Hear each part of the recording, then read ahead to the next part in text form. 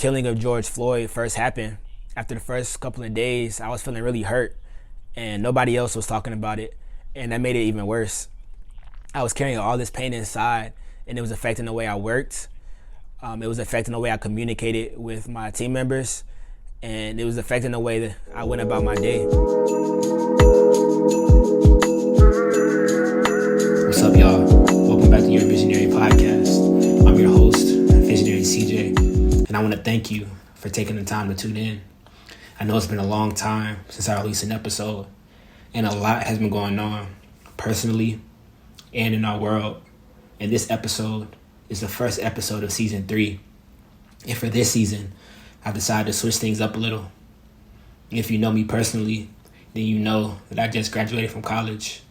And previously, this podcast was directed towards college students with the goal of bringing on influential people so they can tell their stories and give advice. But now, as I'm transitioning in life, I'm transitioning my purpose and my direction. And so now I'm going to tell you all what the new Your Visionary Podcast is all about. This is the one and only podcast designed to help push creatives forward towards their vision through the power of storytelling, intentional positivity, and crucial conversations. If you don't have a vision for your life, this is the podcast to help you structure a vision and become the person God created you to be. And with every episode, my goal is to tell real, authentic, and purposeful stories, not cap, but true stories to help you create a vision for your life and get closer to your purpose. A purpose where you're having a positive impact on those around you and on the world. And so if you enjoy this episode, do me a favor and share it with someone you care about or someone that you feel will be impacted positively from hearing this message. And at the end of this episode, I'll give you my 3 takeaways and share what I learned personally from listening to this episode. So I hope you enjoy. Can't wait to hear you guys' feedback. Peace and love.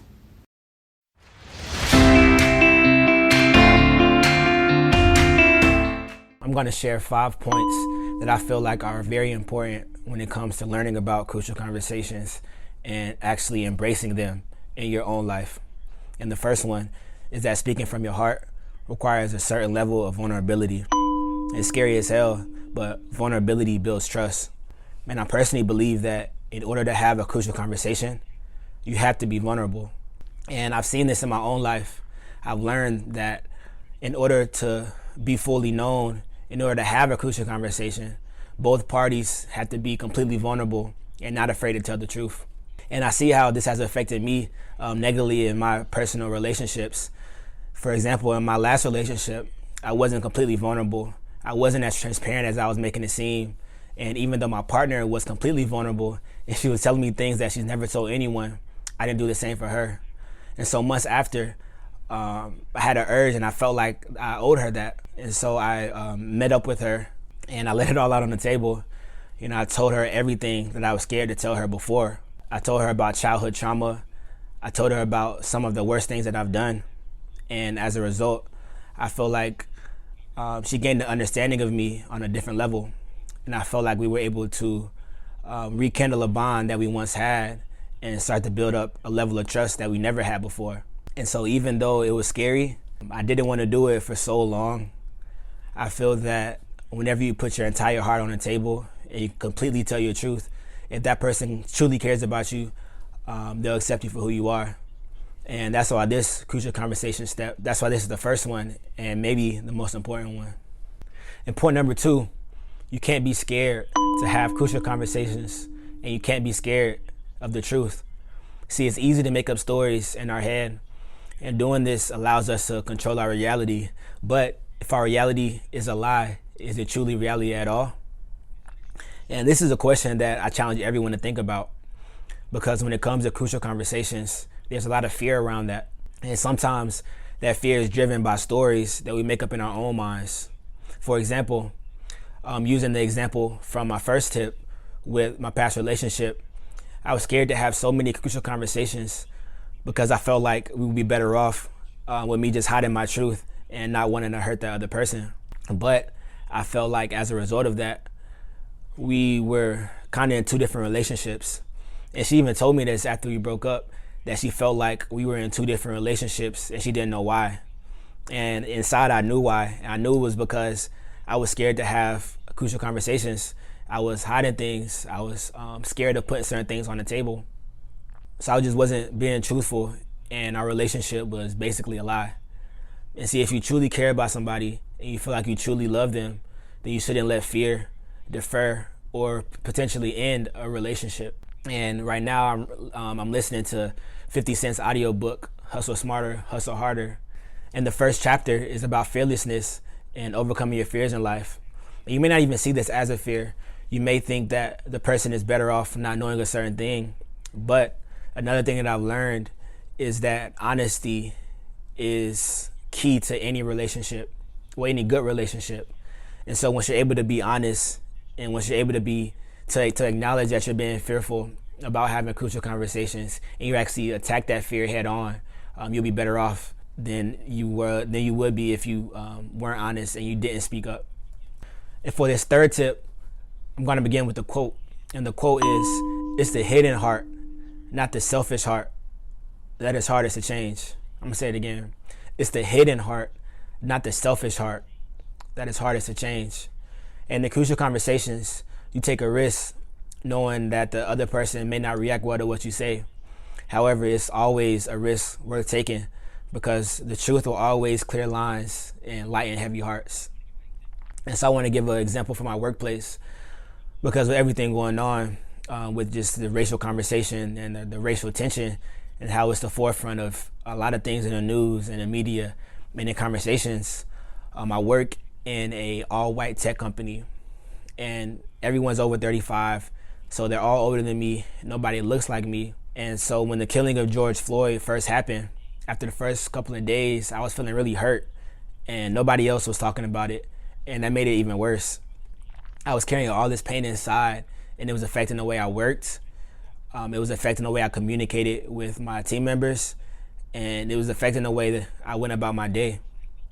And so that weekend, I talked to my therapist, and he really gave me a way to address this issue.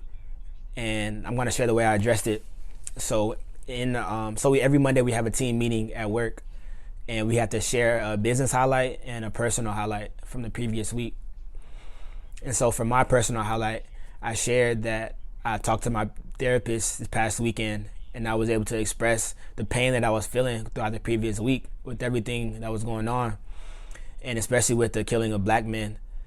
And I said that I was moving around work like everything was okay and normal, but deep down inside I was feeling pain and I was feeling hurt. And I know that I'm the only black person in the organization, so my perspective on these issues is completely different than everyone around me. But before I'm a black man, I'm a human. And with my humanity comes with emotions. And so it's kind of like an abused child, right? That abused child is dealing with so much pain internally, and they can either put up a mask and block the pain and act like nothing's wrong, or that pain can turn into anger, and that anger can turn into violence. And we've seen our fair share of violence the past couple of weeks, just with the rioting and the looting. And really that abused child may not even be violent, but they just want to be heard and they don't want to suffer alone. And so since at my job, I feel like it's important to be able to address those crucial conversations, because especially at the organization I'm with, we're a faith-based company. And as a faith-based company, we always have to open the door to transparency and embrace those difficult conversations. And so once I said that speech, I felt like a different kind of energy. I feel like they knew why I was moving, because they felt the energy, of course, but they didn't know what was wrong, or they didn't want to address it. But I had to take that step to put it out on the table and just address the elephant in the room. And as a result, the energy in the entire building felt lighter. And that just comes with taking that risk of having crucial conversations and clearing lines and just telling your truth. I was DMing a friend of mine the other day, and I told her I was making this video to talk about the crucial conversations and some crucial conversations at my job. And she wanted me to send it to her because she said she was dealing with the same tension in her job. And so if you're another person dealing with this, let me know what it's like in your workplace. if people are acknowledging it, or if you're acknowledging it, whether it be your workplace, your school, your business, whatever it is, if you feel like you're dealing with these crucial conversations, whether they're being addressed or whether they're being hidden, comment below, let me know. I'm curious. And point number 4, avoid bad listening habits. So I've learned that many people have a tendency to either fake attention, rehearse a response in their mind, or interrupt during a conversation. And those are actually the 3 forms of bad listening habits. And I think it's about 90% of people, they address one of those. And with crucial conversations, I think it's very important to avoid not listening and avoid those 3 habits, because essentially whoever you're in the conversation with, they could be pouring out their heart and saying something that's very special and sensitive to them. And so it's important that you fully comprehend and that you're fully there and taking in each and every one of their words, because with those words come emotions. And if you're not fully listening, you're not fully there, then you're not fully in the conversation. And so this might actually take some practice, because with me personally, I like to rehearse a response when I'm in a conversation with someone, just because I like to be ahead of the game. I like to know what I'm going to say, before I actually say it. And I don't know why I'm like that, but sometimes that affects the way that I listen to somebody. I may not hear a few of their words, or I might miss a sentence or two because I'm already thinking about what my response is going to be. In a crucial conversation, that's not okay. You should always avoid bad listening habits, and just be aware and comment if you have one of these bad listening habits, whether it be faking attention, rehearsing a response while someone else is talking, or you interrupt during a conversation. Comment below, let me know which one you have. And just think about that. Write it down, meditate on it, and see if you can make the intentional change to fix that and become a better listener. And now, number 5, the last step is just be present. Be present. And so this kind of puts all the previous steps into one. And that's just to be present in the conversation. Don't let fear, don't let bad listening habits affect the way you have your conversations. Just go into the conversation with the intention of completely telling your truth and completely listening and completely saying what's on your mind and saying what you feel, and just have faith that what comes from that will be better than not going about it. All right? Even if the conversation does lead to conflict or just something bad, right? I truly believe that whatever response comes from that is better than hiding that and not telling your truth. And with crucial conversations, they do require a lot of energy, mental energy. So if you're not in the right headspace to have a crucial conversation, then don't. And if somebody is trying to have one with you and you're not mentally prepared, then just let them know that. Share that with them, and they should be able to accept that and respect that, because if you're not fully present in the conversation, it won't reach its full potential, and it won't have the healing effect that it could have if you were fully present. And I made that mistake in a lot of in my life so far, just avoiding crucial conversations because I didn't have the mental capacity to. Even if I had a desire to, I just couldn't. Like, my mind wasn't there. It was on other things. And I made the mistake of just avoiding the crucial conversations instead of saying, hey, I care about this. I care about you. So let's put some time on our schedule to really sit down and have this conversation so that I can be fully present with you. Now you understand my definition of crucial conversations and why they're critical in any relationship.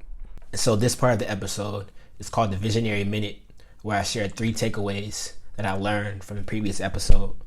And the first takeaway is that you are a human first.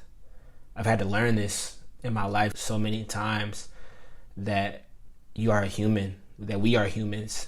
And with our humanity comes a lot of things such as pain, pleasure, fear. And it's okay to accept these things and accept these emotions because they make you who you are as a human. And I think a lot of times we try to dehumanize ourselves by being a different person than who we truly are. And I feel like acknowledging our humanity first will help us reach our purpose and fulfill our destiny. And number 2, vulnerability builds trust. And I've been living by this quote for the past couple of years. And it's just that vulnerability is the way. It's as simple as that. In order to be fully accepted, you have to be fully known. That's right. In order to be fully accepted, you have to be fully known. And the only way to be fully known is to be completely vulnerable. And number 3, fear holds you back from your purpose. And I've shared this before, but in my life, I've had a lot of fear, and I still deal with fear. But now it comes to the point where I'm aware of when I'm being fearful and when I'm not. And now, since I'm able to acknowledge that, I can point it out when it's happening and replace that fear with motivation and positivity. And so I just want to say for you, it's okay to be fearful. Like I said first, we're all humans, but it's important to acknowledge that fear and replace that fear with something positive to overcome that. So there it is, the 3 takeaways. Hope you all enjoyed. See y'all on the next episode. Peace.